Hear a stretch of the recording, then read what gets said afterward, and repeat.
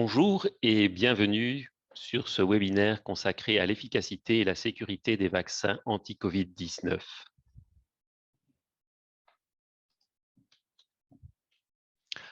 Petit rappel sur l'efficacité. Les 4 vaccins qui sont utilisés actuellement en Belgique sont efficaces à plus de 90% pour prévenir une hospitalisation.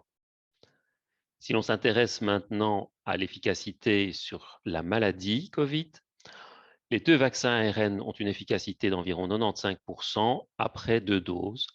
Autrement dit, après une vaccination complète, le risque individuel de développer la maladie est divisé par 20.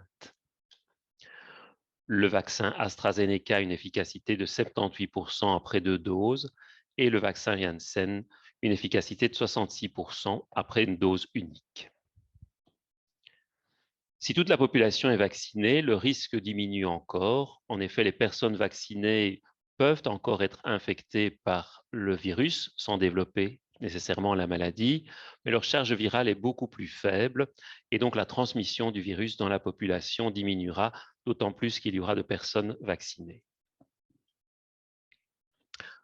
Qu'en est-il des variants? D'abord, qu'est-ce qu'un variant du virus? Les coronavirus mutent fréquemment.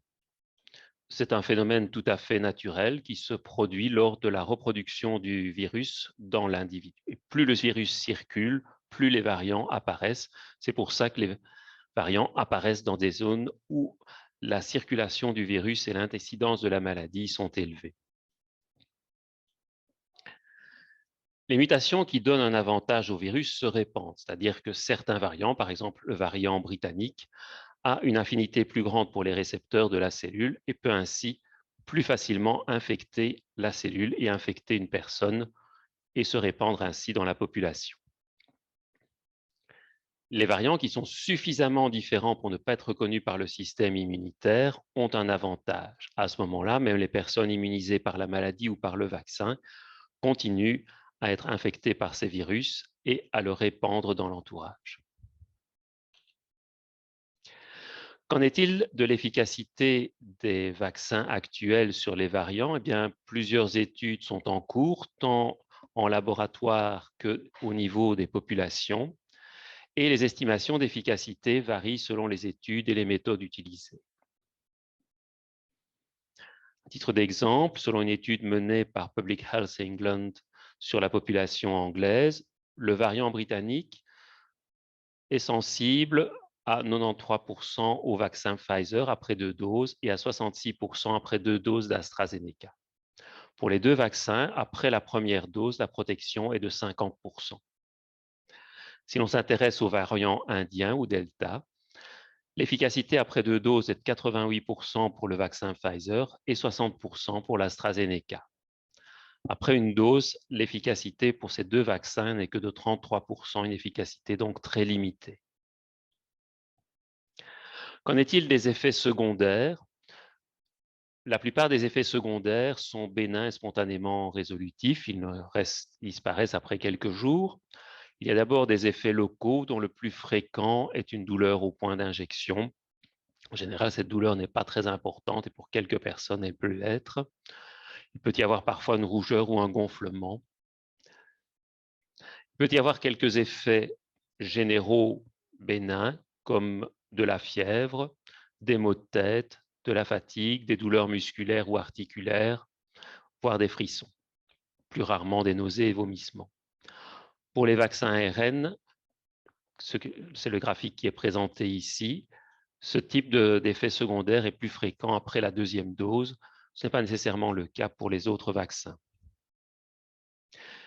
Y a-t-il des effets secondaires rares et graves? Il y en a quelques-uns. Au niveau des vaccins ARN, le Pfizer ou le Moderna, on peut observer des réactions allergiques graves dans plus ou moins une personne vaccinée sur 100 000 personnes vaccinées. Ce ne sont pas nécessairement des personnes qui ont des allergies habituelles, c'est plutôt des allergies à un produit du vaccin qui est le polyéthylène glycol. Il n'y a pas de risque accru en cas d'allergie à d'autres substances comme des aliments, des antibiotiques, des piqûres d'insectes ou autres. La prévention de ces éléments-là est la surveillance post-vaccinale de 15 à 30 minutes et la prise en charge est bien codifiée. Les vaccins à vecteur viral, l'AstraZeneca et le Janssen, ont fait la une des médias en raison de thromboses cérébrales qui surviennent au site de façon très rare, plus ou moins une personne sur 100 000, et plus fréquemment chez des personnes jeunes. Le risque lié au vaccin est plus faible que le risque lié au Covid chez les plus de 40 ans, et c'est la raison pour laquelle on réserve ces vaccins aux personnes de 41 ans et plus en Belgique. Est-il possible de contracter le coronavirus en se faisant vacciner? Non, car les vaccins contre la Covid qui sont disponibles en Belgique ne sont pas des vaccins vivants atténués, et donc ils ne contiennent pas de virus capable de se répliquer et de provoquer une maladie. Évidemment, il est possible qu'une personne vaccinée avait été infectée par le virus peu de temps avant sa vaccination, ne présentait pas encore de signes ou de symptômes, et que cette maladie se déclare après coup.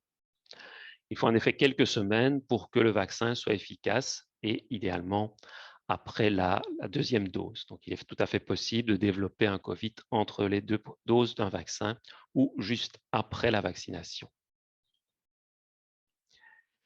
Y a-t-il un risque génétique avec les vaccins ARN messagers? Il n'y a pas de risque de mutation génétique car l'ARN ne pénètre pas le noyau de nos cellules. Le noyau de nos cellules contient de l'ADN et cet ARN des vaccins est rapidement détruit. Donc, il n'y a pas de modification de nos gènes par ces vaccins. Il n'y a donc pas de risque de transmission aux enfants puisqu'ils ne passent pas dans la cellule gonadique. Et autre élément important, il n'y a pas d'adjuvant comme l'aluminium dans les vaccins ARN messagers.